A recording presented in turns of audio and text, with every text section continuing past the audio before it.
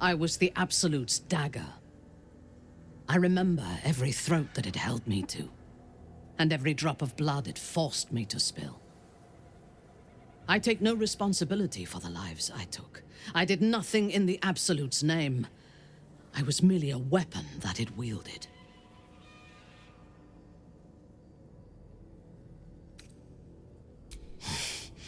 You have my sympathy. The tadpole, the Absolute, they work together like a drug. I did not feel I was compelled to act against my will. I felt ecstatic to serve. Every action seemed a deliberate choice, the best choice, even though I could no more have resisted its commands than flesh can resist decay. Even rational minds like ours cannot reject such a powerful influence. The Absolute can make the impossible seem inevitable. I fought at his side once, shortly after my conversion. Before the battle, he was everything a general should be. A charismatic leader with a brilliant strategic mind. And when the fighting began, he led his troops from the front and cut through the enemy like a scythe through stalks. Blows and arrows rained down on him, and before long, his face was a mask of blood. But he did not fall. He did not even falter. When we won the day, Ketheric's armor was bent and shattered, but his flesh was unmarked.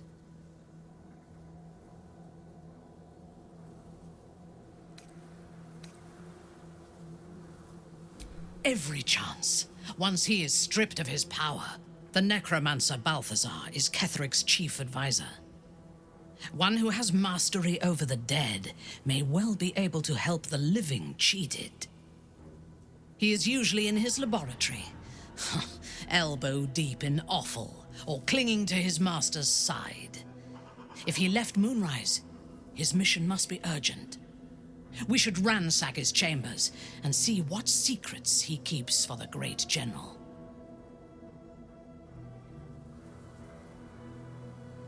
I took up my oath long ago, when I swore bloody vengeance against any who defied Lolth. Now, I myself have sinned against the Spider Queen. Though my faith is shattered, my oath endures. I am sworn to destroy all those who serve the Absolute.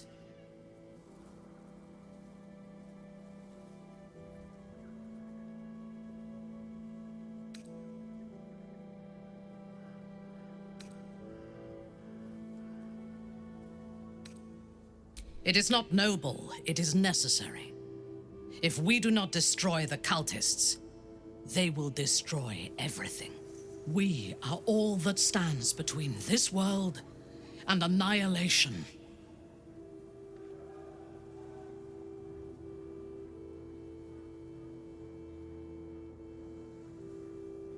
A disparate collection of vagabonds and strays. Did you have anyone particular in mind? He's been deprived of freedom and strong blood for so long that he is addicted to both.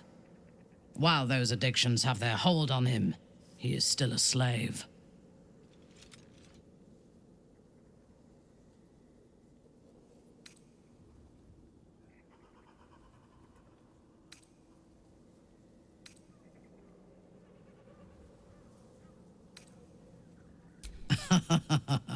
No. He is well aware that I would exsanguinate him entirely if he flashed his fangs at me. Free. What purpose does he have that does not involve his master? He fears him, he hates him, he dreams of him, and he will either kill him or die trying. Astarion is no more free of Cazador than you or I are free of our tadpoles. He will only be free when Cazador is dead, and that is as it should be. When the time comes, we must hope that he does not only take Cazador's long life, but the power that has sustained him as well.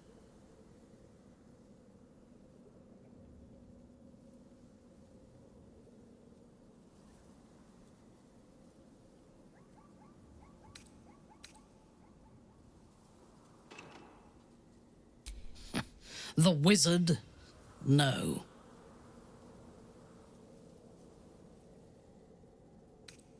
Their mastery of the weave is commendable, but they are poor conversationalists. In my experience, they do not usually live long enough to make the effort of befriending them worthwhile. Either the enemy recognizes they are a threat and kills them swiftly, or their curiosity leads them to combust while experimenting with the limits of magic. Our wizard is already in a state of suspended combustion, thanks to that orb between his ribs. I suspect it is only a matter of time before he goes up in smoke. I will reserve my social graces for those who might live long enough to appreciate them.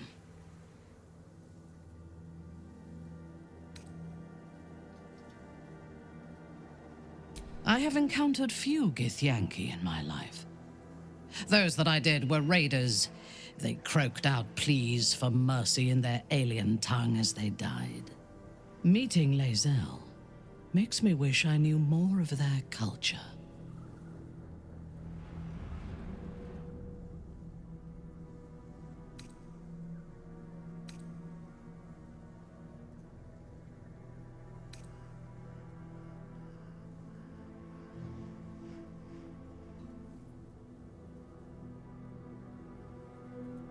To one who only sees the surface of things, perhaps.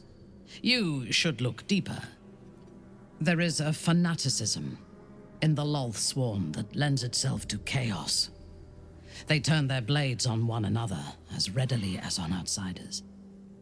The Gith have stricter hierarchies and stronger commitment to a single cause. Some, like Lae'zel, question that cause. But even so, she retains the discipline of her training.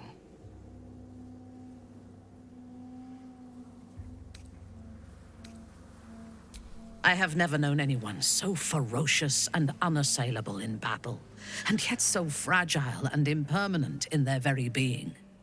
I often think of mortality as a curse. In time, all that I am and all that I have known and learned will be lost. In time, our cities will be dust. Karlach does not seem to have such anxieties. Perhaps because she cannot afford to. She exists in the moment, and she will burn out and be gone in a moment. There is something very beautiful about that. She is tolerable, but her faith in the Lady of Loss is poisonous.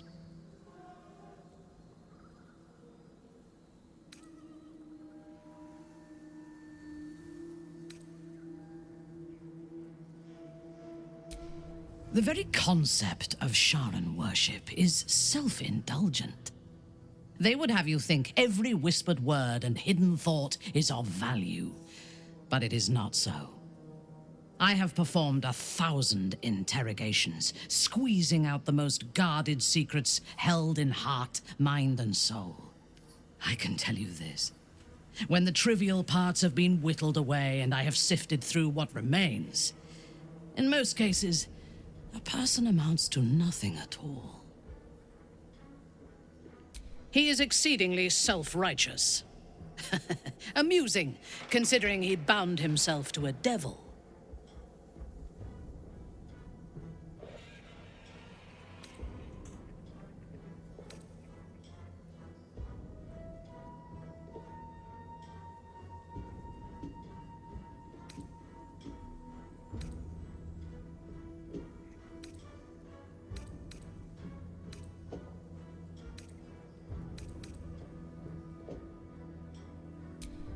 Will doesn't just have blood and dirt on his hands. He has stains on his soul. Those last more than a lifetime. It is as it should be. Purity of soul and deed will not help us to survive the Absolute.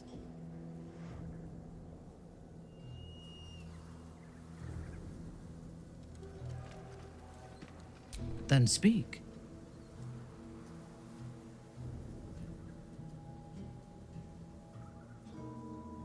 Not directly. My memories were not removed. They were obscured by the Absolute's voice, by its presence. The tadpole is a conduit for that voice, not its origin. And while the prism protects us, the Absolute cannot reach us. As for the tadpoles themselves, for the moment I do not believe they are malevolent. They are incubating within our brain matter, not feeding on it.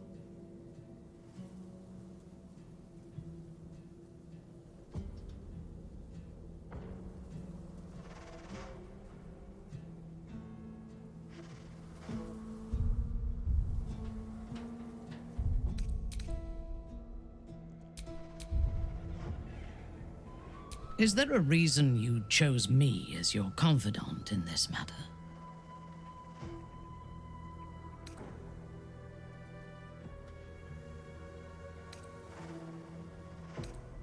As you should. But I am not sure that I can trust you. There are those within Menzoberranzan that we call Khalith Carthan. Those driven by blood. They are the mad, lost to all reason, and subservient to nobody. Even Lolth, malicious and brutal as she is, cannot abide them. They kill, and cannot say why. So they are destroyed for the greater good.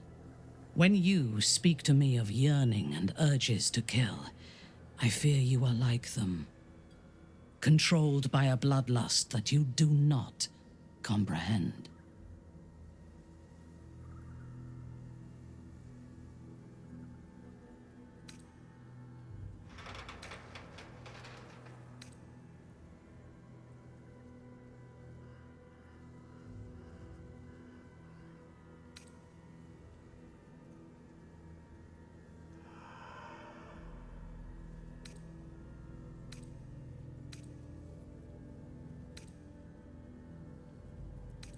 I would kill you without hesitation.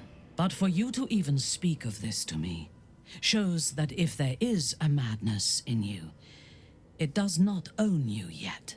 If it ever takes you, I will be there to put you down.